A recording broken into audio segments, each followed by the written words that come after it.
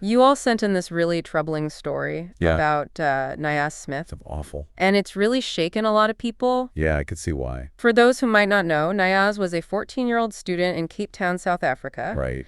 He was found deceased in his home on February 19th. Oh, gosh. And you probably know the suspected cause is suicide following just relentless bullying. It's so sad. And what makes this case even more heartbreaking Yeah. is that it wasn't just bullying from his peers. Oh, really? The allegations are that it was also from teachers. Oh, my goodness. And that's just like a whole other layer of betrayal and makes you wonder, Right. where can a kid even turn Yeah. when the people who are supposed to protect them are the tormentors? Exactly. Exactly. So it's clear we need to understand what happened in Niyaaz. Right. But I also think this is a chance to look at the bigger picture Yeah. of bullying. Like, how do we stop this? Why is it so pervasive? Huge questions, yeah. It's a conversation that needs to be happening everywhere, not just in South Africa. Yes, absolutely. So let's start by painting a picture of who Niyaaz was outside of this tragedy. Okay. People who knew him described him as kind, quiet, intelligent. He loved spending time with family and friends. Oh. And I get this, he was really into movies. Oh, wow. Apparently, he wanted to be a filmmaker. How about that? It's so tough to reconcile that image I know. with the pain that he must have been enduring. Yeah. It just goes to show you never really know what's going on beneath the surface. Right. And this is something I find comes up a lot in cases of bullying.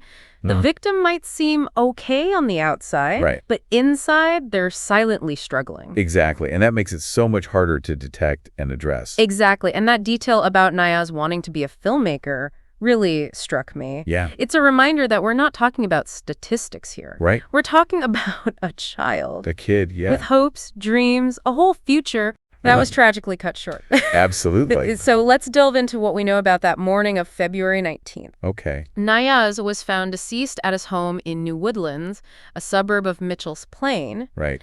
And there's been a lot of talk about a note he allegedly left behind, possibly naming those responsible for his torment. Oh, wow. So this brings us to the allegations of bullying. Okay. Sources say this wasn't a one-time thing. This was sustained and brutal, lasting for months. Oh, my gosh. There are even claims that Niyaaz tried to reach out for help, but his cries were ignored. That's awful. But the school denies any prior knowledge of bullying directed at Niyaaz. Oh, jeez. So now we have this situation where it's one word against another. Right. Which, sadly, is all too common in these situations. I know. It often feels like you need undeniable proof of bullying before anyone will take action. Yeah. But as we've tragically seen in this case, sometimes that proof only emerges after it's too late. So true. So true. And it raises so many questions like, Yeah. how can we make sure that students feel empowered to speak up and that their concerns are taken seriously? Right. Do we need independent oversight? Potentially, yeah. A dedicated hotline, anonymous reporting systems, and what about holding those accountable? Right. Both the bullies and the institutions that fail to protect victims. Yeah. It feels like there needs to be some serious systemic change to prevent this from happening again. I completely agree. Thankfully, the Western Cape Education Department has launched an investigation, Okay. which is at least a step towards getting some answers. Right. And hopefully some justice for Niyaaz. Yeah, I hope so. But it's not just about investigations and policies. It's about the human cost of these tragedies. The reaction from the community in Mitchell's Plain has been so powerful. Oh, wow. There have been candlelight vigils, heartfelt tributes pouring out on social media. It's wonderful to see that, at least. And just a collective cry for action. Yeah. It's clear this loss has just reverberated throughout the entire community. Right. And people are demanding change. And it's not just grief and anger. There's a real push for tangible solutions. I love that. The Fight Against Crime South Africa, or FACSA as they're known, Right. has been very vocal, Yeah. calling for much stronger anti-bullying policies in school. That makes sense. But they're also emphasizing the need for comprehensive mental health support systems. Oh, that's great. And I think they're spot on here. Yeah. We can't simply react after a tragedy there occurred. Exactly. We need a proactive approach that addresses the root causes of bullying and creates an environment where it's less likely to flourish in the first place. Absolutely. It's a complex issue, no doubt, and there's no easy fix. That's for sure. But what really gets me about this whole situation is it exposes this lie that bullying is just kids being kids. Oh. This is a global issue with devastating consequences. It is. And we need to treat it with the seriousness it deserves. 100%. That's not some harmless rite of passage. Right. It scars people deeply Yeah. and can have lasting effects on their mental and emotional well-being. Absolutely. We're talking about depression, anxiety, social isolation, even suicidal thoughts. Right. And those are just the things we can see. Exactly. Who knows the full extent of the damage that's done behind closed doors? It's probably much worse, yeah. And it's terrifying how common it is. Almost 20% of students worldwide experience bullying. Wow. That's 1 in 5 kids. That's a lot. And that's just based on reported cases. Jeez. I shudder to think how many incidents go unreported. I know. Either because victims are too afraid to speak up or because they don't even recognize what's happening to them as bullying. Yeah, that's a good point. And this highlights the need for awareness. Of course. We need to be able to recognize those subtle signs. Like what? Changes in behavior, Right. withdrawal from social activities, maybe their grades start slipping, Yeah. or there are unexplained injuries. It's on all of us, parents, teachers, friends, community members, Yeah. to be vigilant and intervene early before the situation escalates. I agree with that. Okay, so we've established that this is a huge problem. It is. But where do we go from here? Yeah, where do we go? What can we do to prevent future tragedies like Niyaaz's? Right. Early intervention is key, but what steps can we take as individuals to actually make a difference? Well, I think it starts with fostering a culture of empathy and respect in every environment, Okay. from our homes and school to online spaces. We need to create safe spaces where children feel comfortable speaking up about their experiences, Right. where vulnerability isn't seen as weakness, Yeah. but as strength. I love that. It's about shifting the narrative from a culture of silence to one of open dialogue. Yes. We need to encourage bystanders to intervene, to recognize that their actions or inactions can have a profound impact. That's such a powerful point. Yeah. It really drives home the idea that we're all interconnected. Right. This isn't just about the bully and the victim. Exactly. It's about everyone else in that ecosystem. What we tolerate, what we ignore, what we choose to stand up against. Right. It all shapes the kind of world we live in. Absolutely. We can't just stand on the sidelines and hope someone else will deal with it. Right. It's a collective responsibility. Yes. And everyone has a role to play. And if we connect this to the bigger picture, Right. it's about fostering a society where seeking help is encouraged and where mental health is given the same importance as physical health. I love that. It's about creating a world where kids feel seen, heard, and supported, Right. not just by their families, Yeah. but by their communities as a whole. Absolutely. But let's get a bit more concrete here. FASA has called for specific changes, especially within schools. Right. So what are some actionable steps schools can take to create that safer, Yeah. more supportive environment we're talking about? Well, schools need to go beyond just having anti-bullying policies written down somewhere. They need to be clearly defined, Right. consistently enforced, and understood by everyone, students, staff, and parents. Agreed. It can't just be a document gathering dust on a shelf. Exactly. It needs to be a living, breathing part of the school's culture. Yeah. We need accessible reporting mechanisms Right. where students can report bullying incidents without fear of reprisal, knowing their voices will be taken seriously. 100%. Precisely, and crucially, Yeah. schools need to invest in mental health resources. Okay. This means having trained counselors on staff, providing access to therapy and support groups, and educating both students and teachers about mental health issues. Yeah.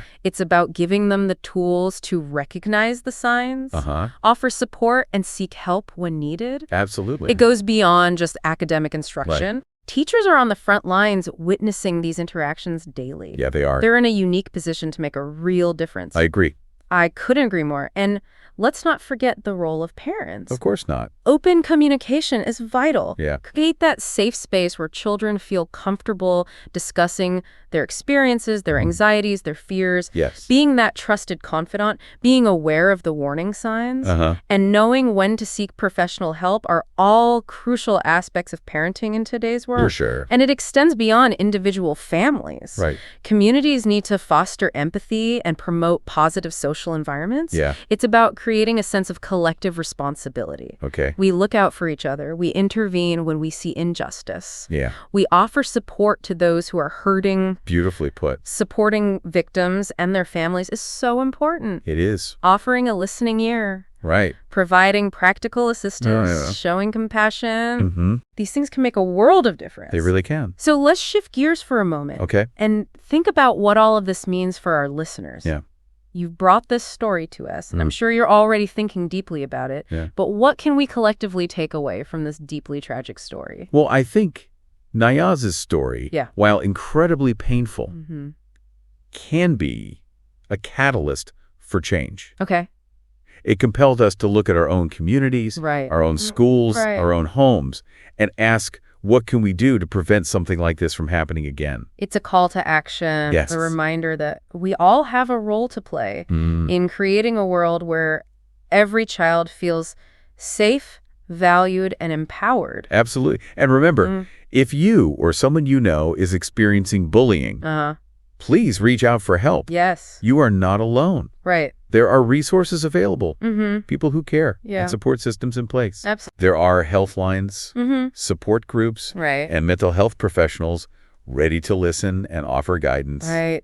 No one should suffer in silence. And while we mourn the loss of Niyaaz Yeah. and acknowledge the pain his loved ones are enduring, Right. let's also remember his aspirations. He dreamed of becoming a filmmaker. Wow. Let's honor his memory by working towards a world where every child, regardless of their background or differences, feels safe and empowered to chase those dreams, Yeah. where they feel seen, heard, and valued for who they are. Beautiful. Because every child deserves a chance to shine. They do. And perhaps that's the most powerful takeaway from this tragedy. That's that.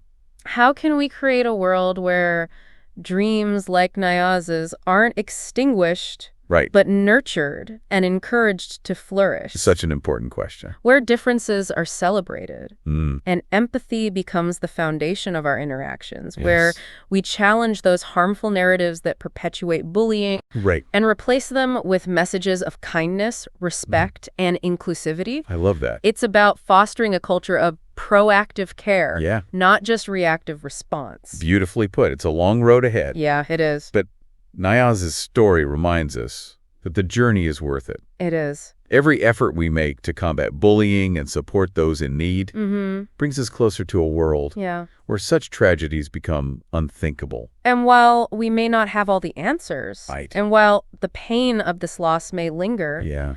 let's hold on to hope. That determination to create a brighter future for all children. I like that. A future where they can learn, grow, and pursue their dreams without fear. It's great. Cool. Just as Niyaaz dreamt of bringing stories to life through film, let's ensure his story, Yeah. however tragic, becomes a catalyst for positive change. I hope so. A legacy that inspires us all to build a world worthy of his dreams and the dreams of every child. Well said. That's a powerful note to end on. To our listeners, Yeah. we hope this deep dive has been informative, thought-provoking, Yeah. and perhaps even a call to action in your own lives. Absolutely. Remember, you're not alone in this fight. Right. Let's work together to create a world where every child feels safe, valued, and empowered to chase their dreams. I'm with you. You know, it's interesting. Yeah. While there's this huge outpouring of grief and calls for change, there's also this sense of wanting to understand Right. how we got here. Yeah. And that leads us to a question that's been weighing heavily on a lot of minds.